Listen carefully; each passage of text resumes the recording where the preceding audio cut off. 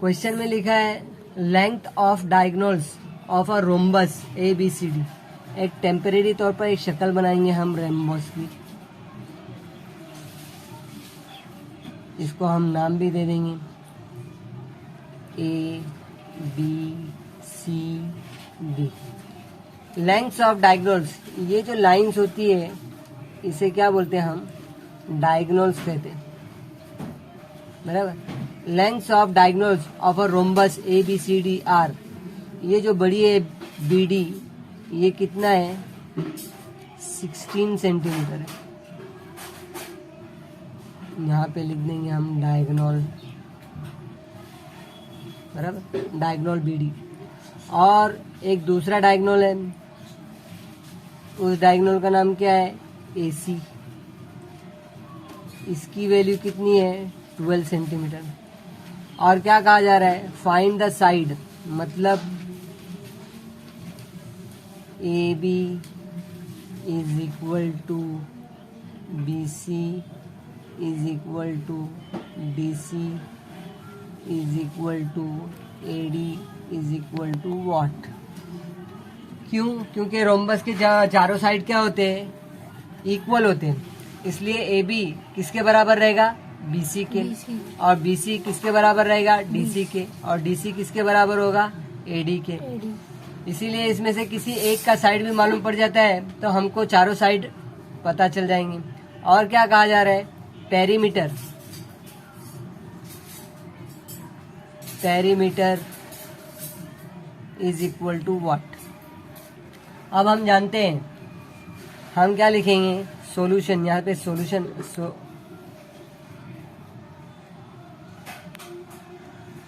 Diagonals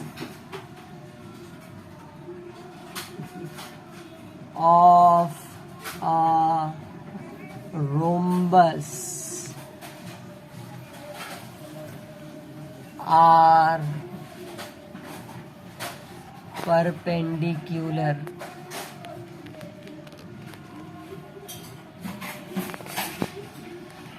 bisector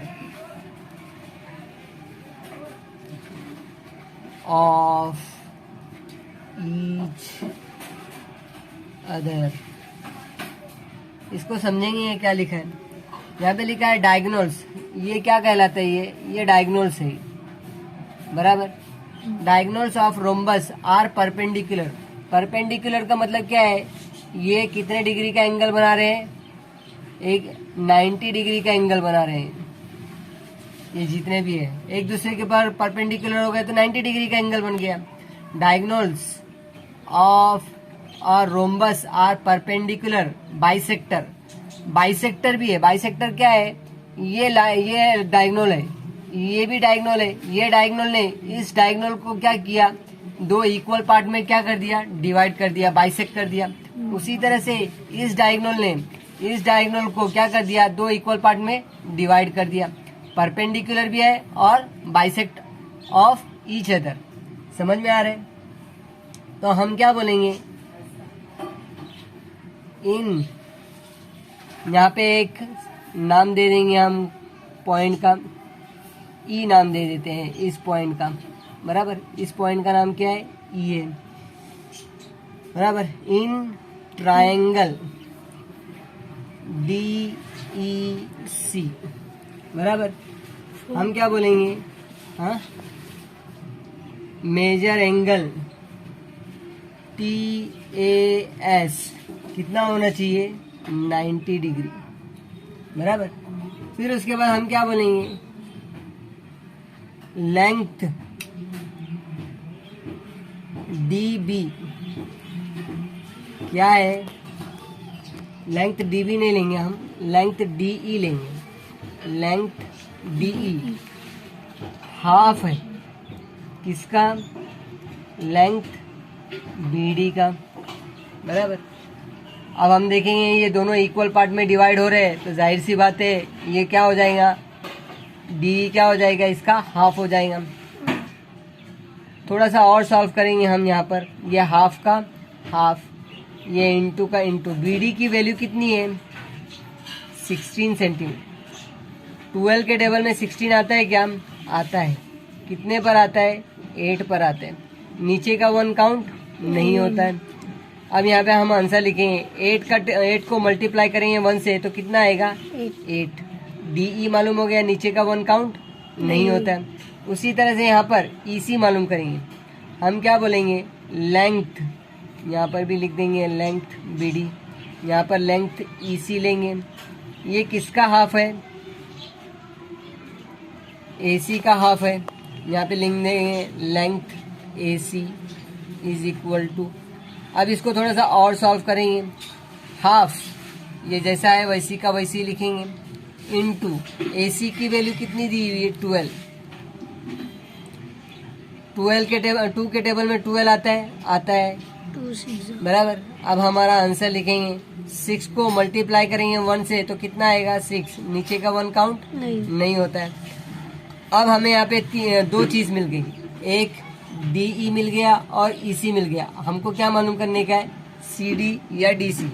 हमारे पास एक formula है, उस फॉर्मूले का नाम क्या है, यहाँ पे लिंक देंगे हम, length DC square is equal to length DE square plus length EC square बराबर। यहाँ पर इसकी वैल्यूज रख देंगे। DC की वैल्यू हमको नहीं मालूम, ये जैसा है वैसी का वैसी रख देंगे, ये स्क्वायर का स्क्वायर। DE की वैल्यू कितनी है, 8, यहाँ पर 8 लिख देंगे। यहाँ पे स्क्वायर लिखा है, हम भी स्क्वायर लिखेंगे। यहाँ पर प्लस है, हम भी प्लस लिखेंगे। EC की वैल्यू कितनी है, 6, यहाँ पर हम 6 लिखेंगे। यहाँ पे स्क्वायर लिखा है, हम भी स्क्वायर लिखेंगे। अब इसको थोड़ा सा और सॉल्व करेंगे, लेंथ DC स्क्वायर। 8 स्क्वायर का मतलब क्या होता है, 8 मल्टीप्लाई कर रहा है 8 को 2 टाइम्स लिखेंगे क्योंकि यहाँ पे स्क्वायर लिखा है। उसी तरह 6 को भी 2 टाइम्स लिखेंगे, क्यों, क्योंकि यहाँ पर भी स्क्वायर लिखा है। इसको पीछे सॉल्व करते हैं बराबर। Length DC square is equal to 8 का टेबल 8 तक पढ़े तो कितना आएगा, 64 प्लस, फिर उसके बाद हमने 6 का टेबल 6 तक पढ़ा तो कितना आया, 36। अब इन दोनों को प्लस कर रहे हैं, 36 प्लस 64 कितना हो जाएगा, 100 हो जाएगा।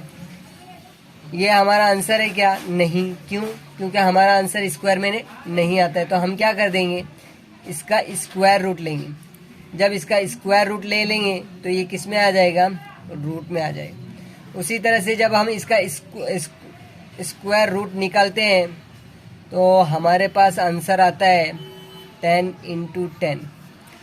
तो हमारा आंसर क्या हो गया यहाँ पर, DC इज इक्वल टू 10 बराबर। अब ये एक साइड का मालूम हुआ तो हम क्या बोलेंगे, length AB is equal to length BC is equal to length CD is equal to length AD is equal to कितना होना चाहिए, सब 10 होना चाहिए। ये CD लिखो या DC लिखो, एक ही बात हो जाती है, समझ में आया। फिर उसके बाद पेरीमीटर मालूम करना है हमको। पेरीमीटर ऑफ रोम्बस, रोम्बस का पेरीमीटर क्या होता है, हम कितने साइड्स होते हैं उसके, 4 साइड होते हैं, 1 2 3 4। 4 से एक साइड को हम क्या कर देंगे, मल्टीप्लाई कर देंगे तो हमारा आंसर आ जाएगा। ये 4 का 4, एक साइड की वैल्यू कितनी है, 10। 4 से 10 को मल्टीप्लाई कर देंगे कितना आएगा, 40। समझ में आया।